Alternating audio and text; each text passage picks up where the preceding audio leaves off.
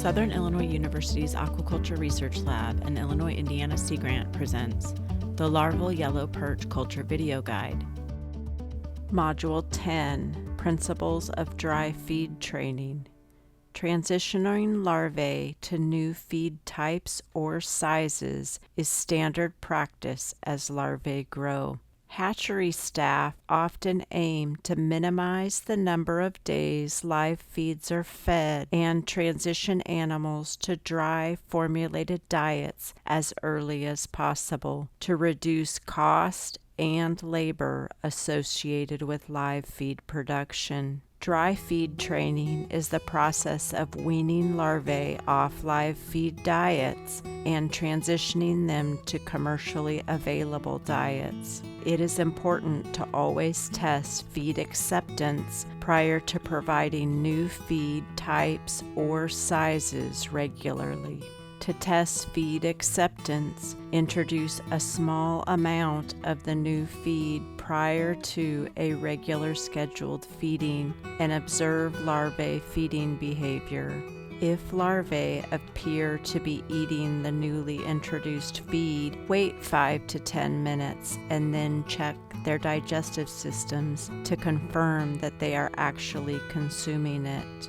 You can do this by observing the larvae in the tank or collecting a small sample in a glass beaker and holding the beaker up to the light for a closer look. Yellow perch larvae will remain transparent for many days, making it easy to see if feed is present or absent in their digestive system. In the wild, yellow perch are predators. The movement of zooplankton stimulates the predator-prey response as they hunt, making dry feed training difficult. If working with wild stock, anticipate that a percentage of the larvae will never accept dry formulated feeds. Live feeds, such as marine rotifers and Artemia, are used to sustain larvae until dry feed training is achieved.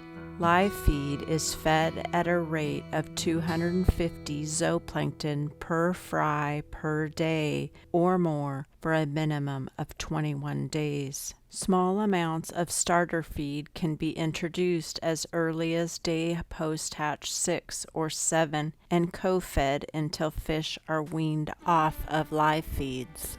First starter feeds for yellow perch larvae should be small, 250 to 360 microns in size. Introduce starter feed as a food option by sprinkling small amounts every 2 to 3 hours, 4 to 6 times a day prior to regular feeding. Continue co-feeding the 250 to 360 micron diet and live feed for 7 to 9 days. 3 to 4 days before you want to discontinue a feed type or size, begin the transition. Transitions from one diet to the next size up takes 4 to 7 days. Start by testing for acceptance.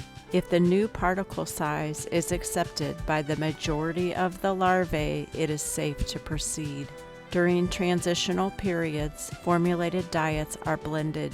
It is recommended to increase amounts of the new feed type or size and decrease amounts of the old feed type or size gradually. For example, transition day 0, test new feed.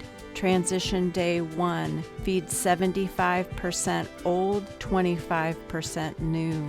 Transition day 2, feed 50% old, 50% new. Transition day 3, feed 25% old, 75% new. Transition day 4, feed 0% old, 100% new. It is okay to transition more slowly, but it is not recommended to transition more quickly.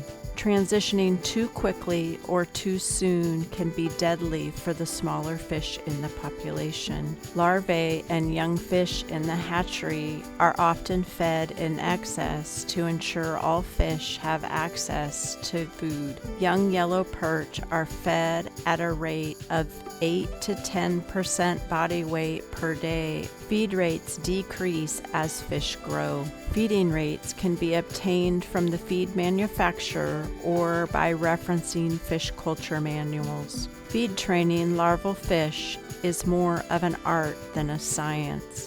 Feeding by a chart is an easy way to leave fish behind. Careful observation and adjustments to the feed protocol can ensure that all fish receive adequate amounts of food daily.